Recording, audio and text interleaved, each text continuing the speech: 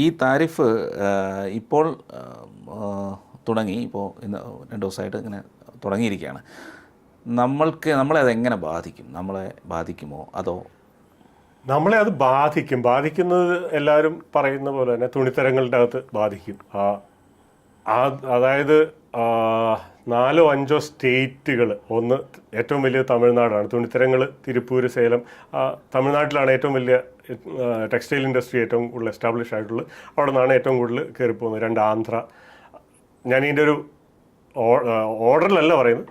ആന്ധ്രയുണ്ട്, രാജസ്ഥാനുണ്ട്, ഗുജറാത്തുണ്ട്. അങ്ങനെ പല സംസ്ഥാനങ്ങളെ ഇത് ബാധിക്കുന്ന പല സംസ്ഥാനങ്ങളുടെയും എക്കണോമി ഇത് നന്നായിട്ട് ബാധിക്കും, യാതൊരു സംശയമില്ല. അവിടെയൊക്കെ പുനരധിവാസ പാക്കേജുകൾ, അതല്ലെന്നുണ്ടെങ്കിൽ അങ്ങനെയുള്ള പാക്കേജുകൾ ഇനി വരും. അത് എന്താണെന്ന് സർക്കാർ ലെവലിൽ അതിനുള്ള ഒരു വിസിബിലിറ്റി ഉള്ളൂ. നമുക്ക് അത്രയ്ക്ക് വിസിബിലിറ്റി ഇല്ല. അറിയാമല്ലോ, BJP സർക്കാരിൻ്റെ അത് അനൗൺസ് ചെയ്യുമ്പോൾ അല്ലാതെ നമുക്കിതിൻ്റെ ഒരു ഇത് കിട്ടില്ല.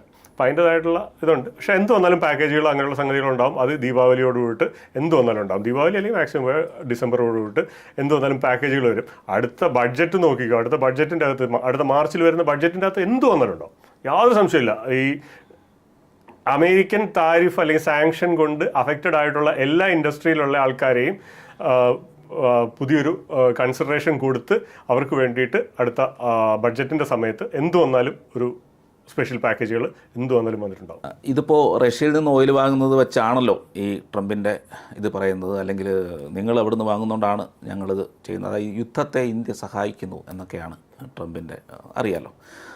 അപ്പോൾ ഇത് അതിന് എങ്ങനെ മാറും? നമ്മൾ റഷ്യയിൽ നിന്ന് ഓയിൽ വാങ്ങുന്നത് നിർത്തുമോ? നമ്മൾ റഷ്യയിൽ നിന്ന് ഓയിൽ വാങ്ങുന്നത് നിർത്തില്ല എന്ന് മാത്രമല്ല, നമ്മൾ മിക്കവാറും ഇറാനിൽ നിന്ന് കൂടി ഓയിൽ വാങ്ങും.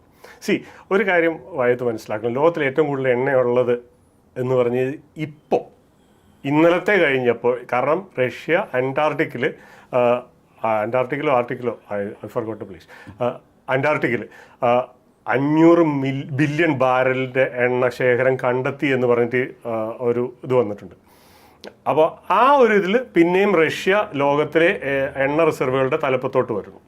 അതല്ല എന്നുണ്ടെന്നുണ്ടെങ്കിൽ വെനസ്വേലയാണ് ഏറ്റവും കൂടുതൽ എണ്ണയുള്ള രാജ്യം, സാങ്ഷനിലാണ്. അവർക്ക് എണ്ണ വിൽക്കാൻ പറ്റില്ല. അടുത്തത് സൗദി അറേബ്യ, അമേരിക്കയുടെ കൺട്രോളിലാണ്. അതെ. അത് കഴിഞ്ഞിട്ട് റഷ്യ, ഇറാൻ അമേരിക്കയുടെ സാങ്ഷനിലാണ്. നമ്മൾ എണ്ണ റിസർവുകളുള്ള, ഏറ്റവും കൂടുതൽ എണ്ണ റിസർവുകളുള്ള ടോപ്പ് 10 രാജ്യങ്ങളുടെ കണക്കെടുത്തു കഴിഞ്ഞാൽ ഒന്നുകിൽ സാങ്ഷനിലാണ്, അമേരിക്കയുടെ ചൊൽപ്പടിക്ക് നിൽക്കാത്തവരെല്ലാം സാങ്ഷനിലാണ്. അതല്ലെന്നുണ്ടെങ്കിൽ അമേരിക്കയുടെ ചൊൽപ്പടിക്ക് നിൽക്കുന്നവരേ ഉള്ളൂ. കുവൈറ്റ്, അങ്ങനെയുള്ള അമേരിക്കൻ പപ്പറ്റ്സ്. അത് അല്ലാതെ നിന്ന ഇറാഖ് അമേരിക്കയുടെ ചൊൽപ്പടിക്ക് നിൽക്കാതെ സദ്ദാം ഹുസൈൻ നിന്നു. മാത്രവുമല്ല, ഡീഡോളറൈസേഷൻ നടപ്പാക്കാൻ ശ്രമിച്ചു, സദ്ദാം ഹുസൈനെ തട്ടി. അതിനു വേണ്ടിയിട്ട് വെപ്പൺസ് ഓഫ് മാസ് ഡിസ്ട്രക്ഷൻ എന്ന് പറഞ്ഞ ഒരു വലിയ കള്ളം പറഞ്ഞു. അതിനെപ്പറ്റി യാതൊരു തെളിവുമില്ല, അമേരിക്കൻ ജനത പോലും പറയുന്നതാണ്. അത് കഴിഞ്ഞിട്ട് ഇനി അടുത്തത് നമുക്ക് ലോകത്തിലെ ഏറ്റവും കൂടുതൽ LNG ഉള്ള രാഷ്ട്രങ്ങളുടെ എടുത്ത് നോക്കാം. LNG എന്ന് പറയുന്നത് ലിക്വിഫൈഡ് നാച്ചുറൽ ഗ്യാസ്, അത് റഷ്യയിലാണ് ഏറ്റവും കൂടുതലുള്ളത്. യൂറോപ്പിലേക്ക് പോയിക്കൊണ്ടിരുന്ന പൈപ്പ് ലൈൻ അമേരിക്ക തകർത്തു. കാരണം അമേരിക്കയ്ക്ക് അവിടെ കൺട്രോളില്ല. നോർത്തേൺ പൈപ്പ് ലൈൻ എന്നോ മറ്റോ പറഞ്ഞിട്ട്, അത് ജർമ്മനിയിലേക്ക് റഷ്യയിൽ നിന്ന് പോകുന്ന പൈപ്പ് ലൈൻ ആയിരുന്നു. അത് അമേരിക്ക ബോംബ് വെച്ച് തകർത്തു 2022 മറ്റേ ഈ ഉക്രൈൻ വാറിൻ്റെ സമയത്ത്. അവിടെയും കൺട്രോൾ എടുക്കുകയാണ്. ഇപ്പോഴും യൂറോപ്പിലേക്ക് ഏറ്റവും കൂടുതൽ LNG കയറ്റി വിടുന്നത് റഷ്യ തന്നെയാണ്. അത് വേറെ കഥ. വേറൊരു കണക്ക് കൂടി എടുത്തു കഴിഞ്ഞാൽ ലോകത്തിൽ ഏറ്റവും കൂടുതൽ റിഫൈൻഡ് പെട്രോളിയം എക്സ്പോർട്ട് ചെയ്യുന്ന രാജ്യം അമേരിക്കയാണ്. രണ്ടാമത്തെ രാജ്യം ഇന്നത്തെ ഇന്ത്യയാണ്. നമുക്ക് സ്വന്തമായിട്ട് ക്രൂഡ് ഓയിൽ ഇല്ലാഞ്ഞിട്ട് നമ്മൾ ഈ കളി കളിക്കുന്നു. ഞാൻ അമേരിക്ക ഒത്തിരി കുറ്റം പറയല. അതിൻ്റെ അമേരിക്കൻ സൈഡിൽ നിന്ന് പറയുകയാണെന്നുണ്ടെങ്കിൽ, കാരണം 2018 മറ്റേ $30 ബില്യൺ എണ്ണയായിരുന്നു ഇന്ത്യ വിറ്റുകൊണ്ടിരുന്നത്. അന്ന് അതായത് റിഫൈൻഡ് പെട്രോളിയം പ്രൊഡക്ട്സ് ആയിരുന്നു ഇന്ത്യ വിറ്റുകൊണ്ടിരുന്നത്. അന്ന് വില ഇച്ചിരി കൂടുതലുമായിരുന്നു. ഇന്ന് അത്രയും വിലയില്ല.